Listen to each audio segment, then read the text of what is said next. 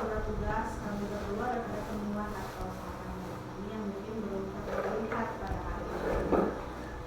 Ini nanti disimpan ya Kak ya? Saya melihat kakak aja. Coba kita saja.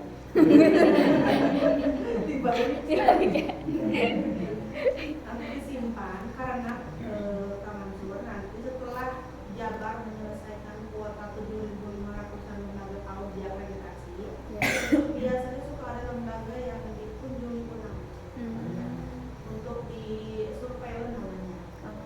Jadi ditinjau kembali untuk memastikan, dan yang meninjaunya bukan asesor tapi anggota ban langsung ya, untuk memastikan benarkah lembaga ini layak mendapatkan A, benarkah lembaga ini layak mendapatkan B, C atau TT.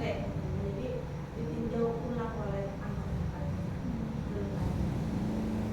Tahun kemarin juga lembaga hasil verifikasi saya ada satu yang disesuaikan yang dijalankan, dan itu memang kemungkinannya sangat tipis, satu berbanding 1.000. Jadi dari 1.000 lembaga ya ada satu yang dikunjungi. Tapi biar yang di eta kendala saran persiapan lagi aja. Tapi saya yakin di sini memang tidak usah persiapan apapun, dengan potensi yang sudah ada dikembangkan. Sudah naon disuruh pulang. Biasa siapa nya? Biasa. Ya.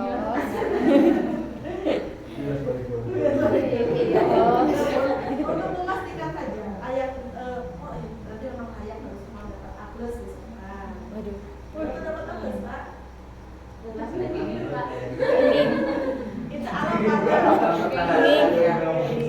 karena memang dia kita juga pasti akan memberikan A ya Pak ya, apa adanya. Sesuai dengan yang kami lihat, tidak akan ditinggikan, tidak akan dikurang-kurangkan, sesuai dengan yang terjadi hari ini. Ya. Dan nanti mungkin ketika ada surveillance yang datang, kalau terbukti silakan masih jadi rekomendasi ke seluruh ya.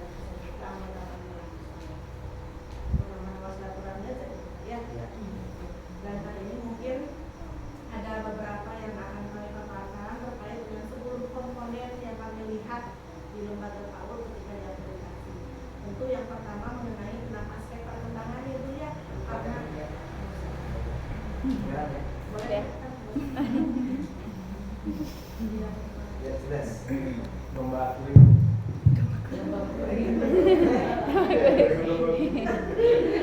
Nyanyi ya.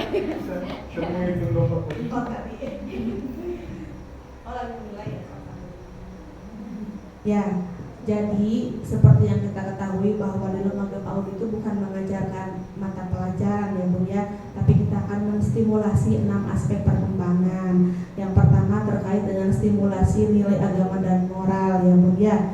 Tadi kami menemukan banyak sekali tentang stimulasi keagamaan di sini ya Kak Mansur ya, dari mulai doa, kemudian salam, hadis pendek juga ada ya Mahmudot. Dan yang menjadi inovasi di sini yang tadi Pak Mansur sampaikan dengan metode tilawati. Ternyata banyak sekali yang metode pengajaran. Kemarin terakhir menemukan metode UMI gitu ya, metode UMI di Bandung ya. Tapi sekarang ada lagi yang baru, metode tilawati ya. Jadi kan itu sebagai ciri khas dari Darussalam ya. Jadi tiap lembaga memang harus punya ciri khas. Dan di sini kami menemukan metode tilawati itu. Kemudian praktek ibadahnya ada Bun, ibadah sholat duha tiap Jumat, wudu, manasik, kelas bersedekahnya Bun ya. Praktek ibadah yang lain pun ada seperti salim tadi ketika datang ke sekolah kepada bu guru. Hanya mungkin nanti bisa dibiasakan ya. Tadi tentang bercerita juga udah terlihat banyak ya, dari setiap kelas juga katanya suka ada bercerita. Ini paling Pak nanti untuk, karena mungkin untuk 9 indikator tentang keagamaan ini memang ada ya Pak ya di sini. Cuma mungkin untuk adab-adab dari anaknya harap nanti dioptimalkan lagi ya, supaya nanti bisa paham aturan ya ketika mau melaksanakan senam atau ketika mau belajar bikin aturan main dulu kan juga Bunda kan bikin ya aturan mainnya seperti apa. Nah mungkin silakan akan lebih dibiasakan lagi, akan lebih dirutinkan lagi tentang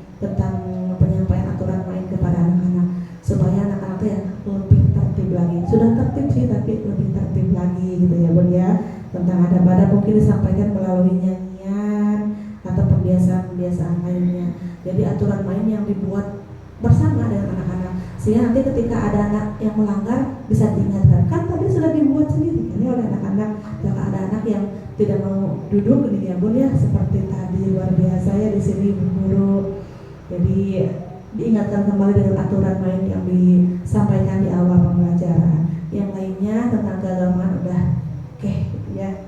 Kemudian untuk fisik motorik, karena mungkin hari ini hujan, kami tidak bisa melihat pembiasaan pagi hari gitu ya Pak ya. Tapi saya yakin di sini ada pembiasaan motorik kasar sebelum masuk kelas, ya Pak. Suka ada kan ya, berbaris, kemudian stimulasi aspek motorik kasar yang lain yang lebih bervariatif kegiatannya seperti tadi estafet bola kata Bunda ya, dan juga baris, senam tiap hari Rabu Bu, tapi terima di kelas senang gitu ya, tidak apa-apa. Nanti mungkin kalau nggak hujan Mas silakan untuk membiasakan anak berkegiatan di pagi hari sebelum masuk ke kelas, karena itu dia matahari pagi kan sehat. Dan kemudian kan ketika anak tercukupi kebutuhannya ya, kebutuhan anak itu apa sih? Gerak tuh ya, salah satunya gerak. Selain cinta, kasih, gerak juga termasuk kebutuhan anak. Kalau kita kebutuhannya apa? Yang pertama uang. Yang kedua apa? Uang deh Iwan. Yang ketiga uang kemen. Ya gitu. Nah anak mah selain cinta, kasih, gerak gitu ya Bun. Karena ada teori yang mengatakan ketika anak belum tercukupi geraknya di pagi hari, ketika belum tercukupi geraknya saat di pagi hari sebelum masuk kelas, itu anak ketika masuk kelas dia akan bergerak terus gitu ya. Mungkin tadi ketika di kelas banyak gerak teh belum tercukupi di luarnya gitu ya Bun ya. Nanti mah kalau enggak hujan mah insya Allah tercukupi Bun gitu ya. Mungkin tadi teh ada anak beberapa anak yang gitu ya, karena memang belum tersalurkan kebutuhannya gitu ya. Sing capek teuing karunya jangan pas yang bercukupan ya. Nah kemudian ada program gosok gigi juga kan di sini ya. Nanti selain diprogramkan gosok gigi di sini yang tadi Bunda sampaikan, tapi belum konsisten Bun, sebulan sekali juga apa tadi kata Bunda ya. Nanti mungkin bisa dirutinkan ya Bun ya, dirutinkan seminggu sekali atau beberapa hari sekali, dan mungkin bisa dijadikan kerjasama dengan orang tua di rumah. Anak-anaknya dipasihkan tugas. Nah itu PR yang boleh gitu ya, PR yang boleh untuk anak seperti itu, gosok gigi, pembiasaan sholat di rumah. Gosok gigi silahkan dijadikan tugas di rumah.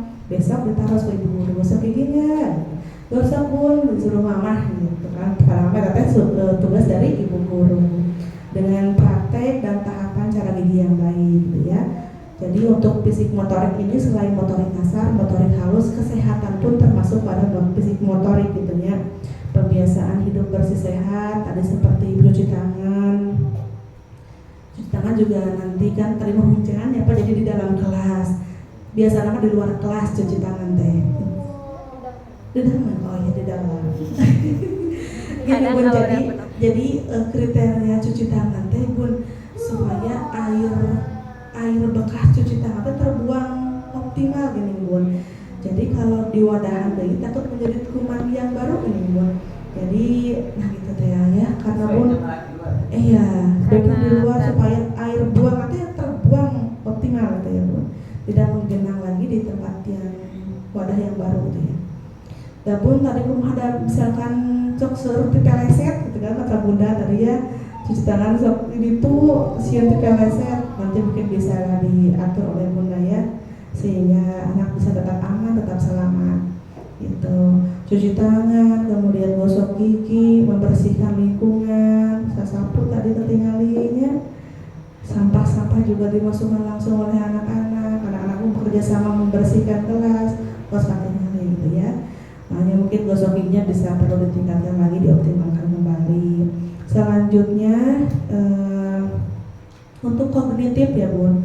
Untuk kognitif karena memang tidak selalu dengan angka, tidak selalu dengan geometri ya Bun. Nanti mungkin untuk aspek kognitif yang lain seperti proses pemecahan masalah ya. Tadi misalkan ketika anak-anak teh main main lempar bola sesuai warna gini Bun.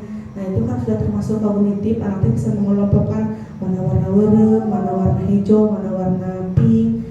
Nah ketika anak tadi salah melempar bola ya, jangan langsung dibilang ini bola nyasar gitu ya.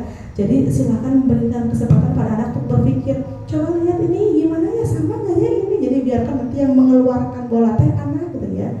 Jadi biarkan anak teh berpikir, jangan langsung diberikan solusi gini pun. Biarkan anak berpikir dulu, oh iya pun ini yang ada warna yang beda bisa dipisahkan gitu. Jadi untuk kognitif ada pemecahan masalah, ada tentang identifikasi masalah, ada konsep persamaan, perbedaan, kemudian konsep sebab akibat, konsep menghubungkan, konsep mengklasifikasikan banyak ya.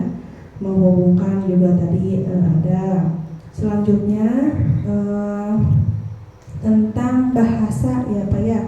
Di sini mah karena memang inovasinya tentang yang diunggulkan ya program literasi, bahasanya pasti udah 100% oke gitu ya Bun ya.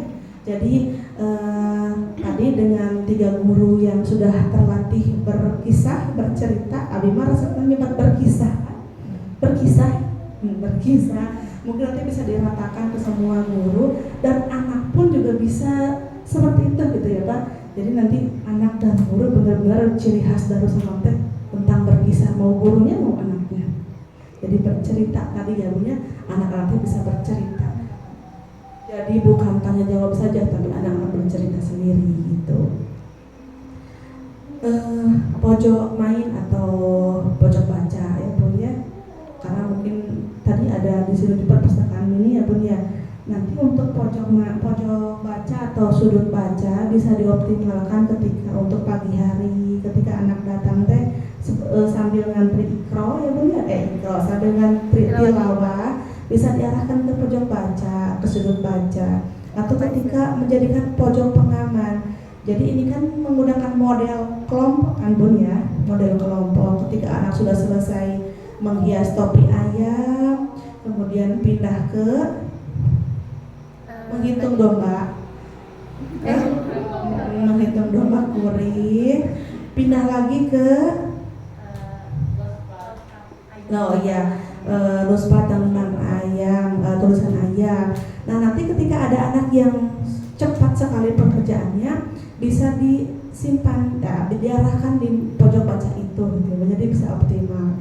Selain main pasir gitu ya, gitu. Main pasir ini dari kapan adanya Pak?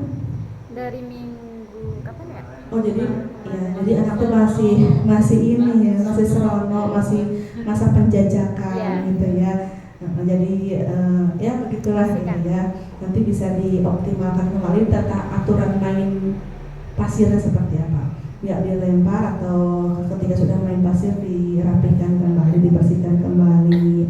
Selanjutnya untuk sosial emosional tentang disiplin, tanggung jawab, kemudian kerjasama, main bergantian sudah terlihat ya. Mungkin nanti untuk sosial emosional tentang pengenalan simbol dan lambang kenegaraan silakan dikenalkan ya. Selain bendera, selain nyanyi lagu Indonesia Raya, lagu-lagu nasional yang lain silakan disampaikan juga. Halo Bandung, lagu-lagu namanya pun seueur lah lagu nasional. Kemudian presiden juga yang sebentar lagi berganti. Siapa ya Bun? Jadi ikut deg-degan. Berempat. Nanti dikenalkan juga ya. Jadi ada tim saat tuh Asia. Presiden, negara, lagu, Garuda, apalagi ya tentang kenegaraan. Banyak ya Bun ya, silakan dikenalkan ya. Dan untuk keragaman budaya daerah, karena di sini sudah ada program Kemis Nyunda, udah bagus ya Bun ya. Besok mungkin nanti ada syuting sekali lagi ya Bun ya tentang tarian daerah ya Bun. Bahasanya ada, udah ada campuran mengenalkan Jawa, Sunda. Tarian. Ada lagu Jawa. Matur nuwun. Itu kayaknya Lagu di situ Jawa ada. ya? Lagu Kalau Kemis kan Sunda. Ada Selasa Jawa. Oh gitu. Tapi optimal belum yang itu? Sudah lama ya.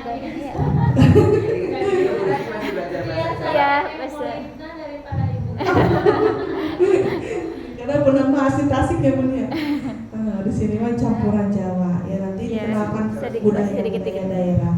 Paling Bahasa Kalau di kami berhitung. sini pakai baju adat, jadi kadang ada yang pakai belangkon. Iya, jadi semuanya. Jadi nggak terbatas di pangsi dan kebaya di sini ya, justru Iya. sangat beragam di kampus Sunda itu. Iya. Ya bagus Bun. Ini mulai yang apa ini? Pangsi.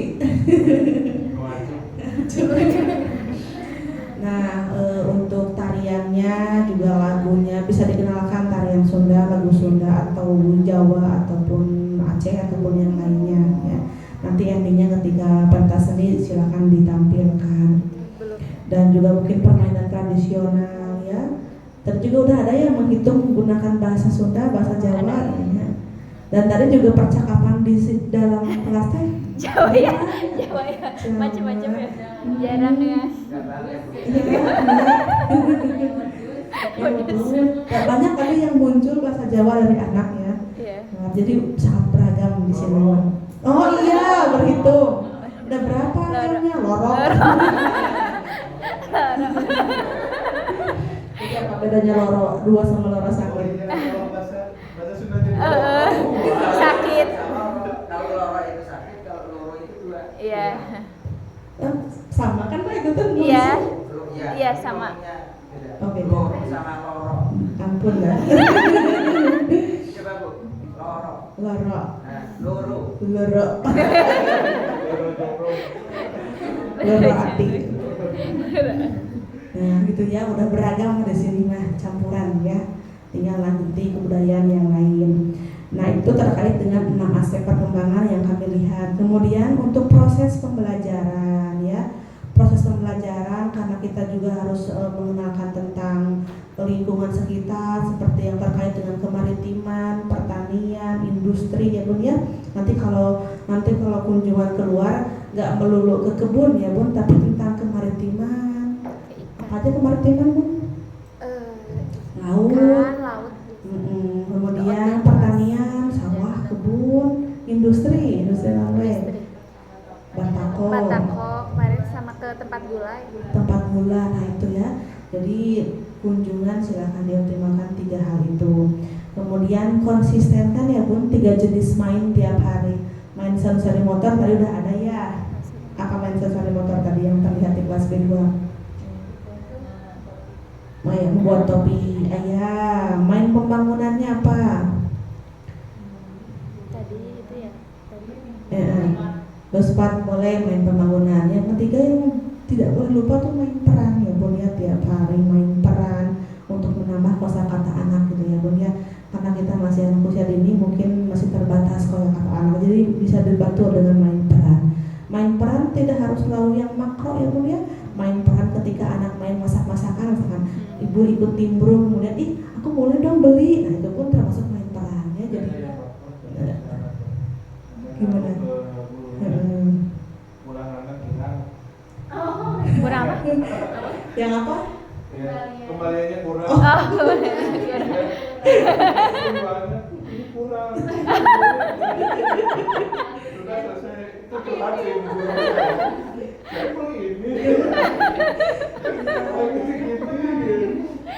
Kurang kembaliannya. Jadi ada hal yang baru ya main peran resep ya. Silakan main peran dioptimalkan tiap hari ya, main sensori motor, main pembangunan, main peran ya. Selain 6 aspek perkembangan tiap hari distimulasi, juga 3 jenis main terstimulasi gitu ya Bun ya, tiap hari. Kemudian pendekatan saintifik karena kita sekarang masih pakai kurikulum 2013 saya lihat di RPPH-nya ya. Jadi untuk pendekatan saintifik silahkan dipertahankan dan konsistenkan ya, seperti dengan pendekatan 5M. Yang M yang pertama kan mengamati terkait dengan media pembelajaran yang berkaitan dengan tema. Tapi temanya ayam, ada ayamnya gitu ya Bun ya. Kemudian untuk saintifik ini kan memang akan lebih optimal kalau dia itu melibatkan seluruh panca indera anak gitu ya Bun ya. Tadi mata anak terlibat nggak? Terlibat. Melihat apa? Melihat ayam gitu ya. Kemudian indera apa lagi yang tadi terlibat? kulit tangan